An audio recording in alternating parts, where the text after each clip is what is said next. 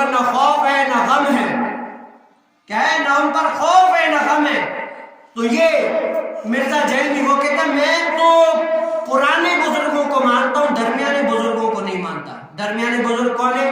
غوث اعظم بھی درمیانے بزرگ ہے، داتا علی حجویری بھی درمیانے بزرگ ہے، پیر مہر علی شاہ صاحب بھی درمیانے بزرگ ہیں. اتنے سارے بزرگ ہیں، وہ اس نکھٹو کے درمیان وہ ایک درمیانے بزرگ ہے، ان کو یہ نہیں مانتا. اور اللہ تعالیٰ نے قرآن کریم فرقان حمید میں فرمایا، یہ آیت مطلق آیت ہے، الا ان اولیاء اللہ لا خوف علیہم ولا هم یحزنون، کہ اللہ تعالیٰ کے ولیوں پر نہ خوف ہے نہ غم ہے.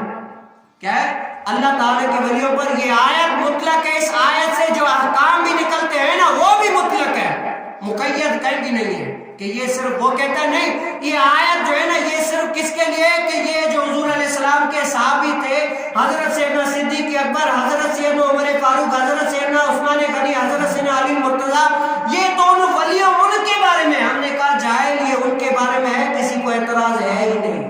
ہر صحابی نبی جنتی، ہر صحابی نبی جنتی، ہر صحابی اللہ تعالیٰ کا ولی ہے، کسی کو شک و شبہ ہے ہی نہیں.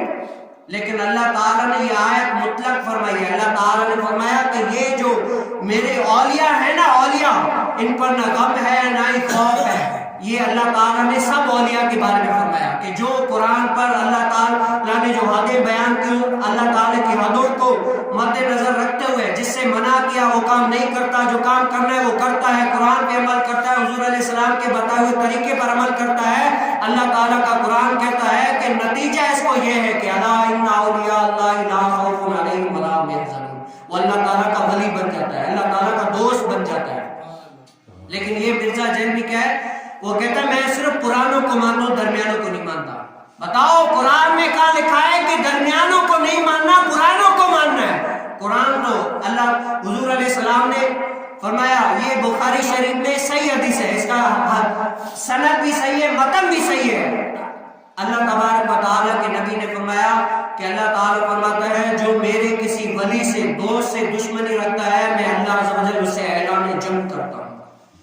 بتاؤ یہ جو اللہ تعالیٰ کے ولیوں کے خلاف لوگوں کو بھڑکا کر ان کو بھڑکانا کہ یہ اللہ کے ولیوں کے خلاف ہو جائے، تو یہ کس کی فوج تیار کر رہا ہے؟ یہ اللہ تعالیٰ کے ساتھ جنگ کے لیے لوگوں کو تیار کر رہا ہے.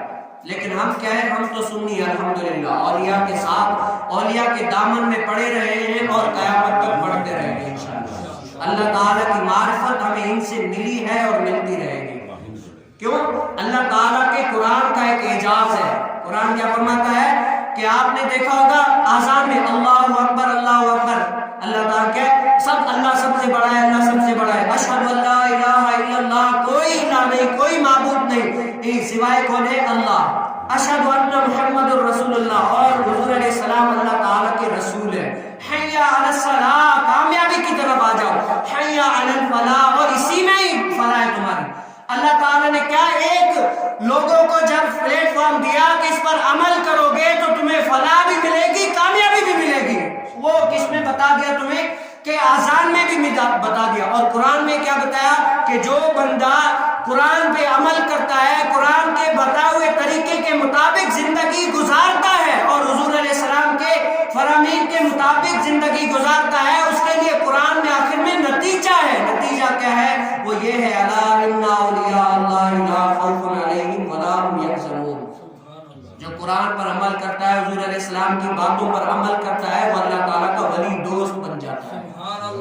مرزا جائے تجھے تو قرآن کا حدیث کا ابھی تک پتہ ہی نہیں ہے.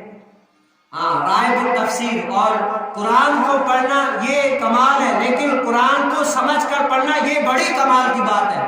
آج جو آپ نے دیکھا ہوگا مرزا جیلوی جو قرآن کی آیت پڑھتا ہے، اگر وہ آیت تفسیر پہ پڑھ لینا، تفسیر اس کے مطابق کیا کہتی ہے، تو وہ سامنے جو اس کے للو پر جو بیٹھے ہوتے ہیں وہ بھی سمجھ لے کہ یہ آیت تم جو ہے غلط پڑھ رہے ہو. جو حدیث پڑھ رہے ہیں حدیث کی شرح میں پڑھ لے تو شرح اس کے مخالف ہوگی جو بات کر رہے ہیں. تو کیا کریں؟ ہمیں تو اللہ تعالیٰ کے اولیاء سے پیار ہے. انشاءاللہ اپنا بیڑا